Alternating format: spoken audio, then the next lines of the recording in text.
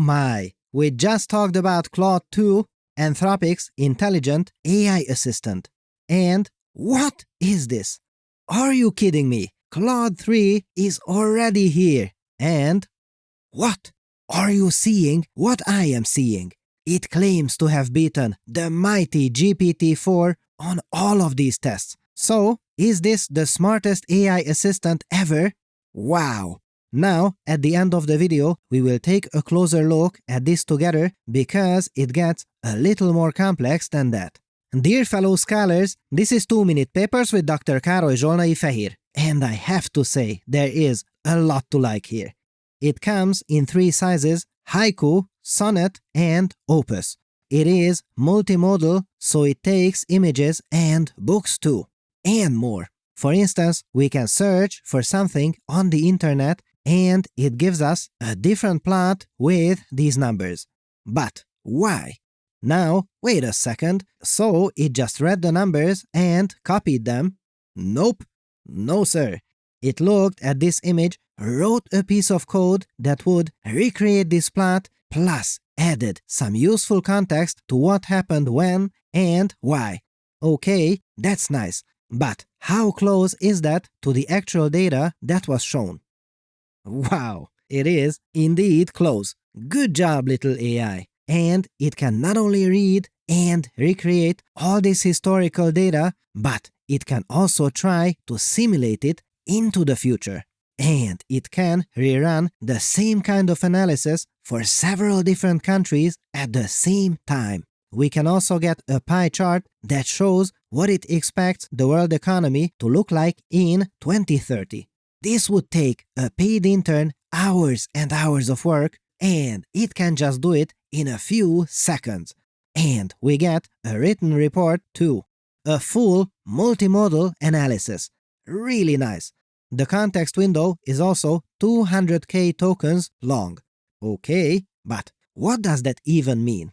Now, we had a look at this before with Claude 2. This context window means how much information it can read through and remember. For instance, we could give it a book or a sizable PDF file. It reads it almost instantly, and it could summarize all this data for us. This is what a context window means.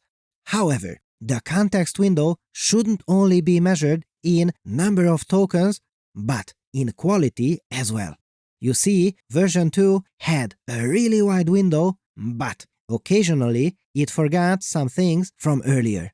And what about version 3? Now, hold on to your papers, fellow scholars, and would you look at that? It remembers. Fantastic. Now, benchmarks. This is huge. They say that Opus, their biggest network, scores better than GPT-4, the king itself, on pretty much all of these tests. And even the small one, Haiku, is showing very respectable results. And look, it is going to be 10 to 60 times cheaper compared to the smaller models. This is an extremely important aspect.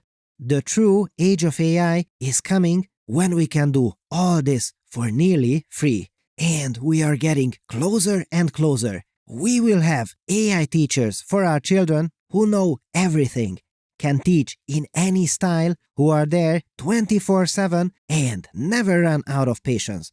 And all this nearly for free. What a time to be alive! And this really caught my eye. GPQA. This is an incredible result. This dataset has questions that make specialist PhD students in organic chemistry, molecular biology, and physics blush. And they say that it beats GPT-4 even there. And not just a little. Now, we are experienced fellow scholars here, and to temper our expectations, there are, at the very least, 3 caveats we should consider. 1. The prompting techniques are not the same everywhere, but they seem to be, in cases, a little stricter against Claude. That is good news. 2. These tests are not everything. We have to be careful about data leakage, which means that some of these questions and answers may have leaked out to the internet. After all, anyone can upload them anywhere, and this would reduce the validity of these results. Now, note that we had just shown a few questions, but not the correct answers. These are in the paper too, so I hope that's okay. And 3. There are independent benchmarks too, which temper the expectations a bit. Also, note that there are many versions of GPT-4 which vary quite a bit, and they have tested against some version of GPT-4, but not necessarily the newest version. Perhaps that's why the independent benchmarks look different. So that is an important detail.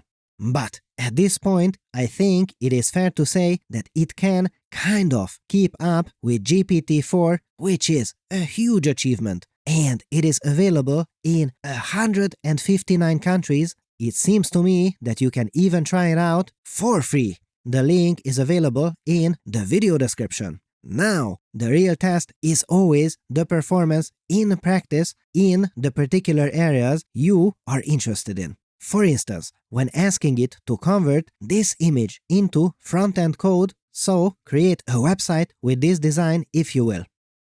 Well, there's that.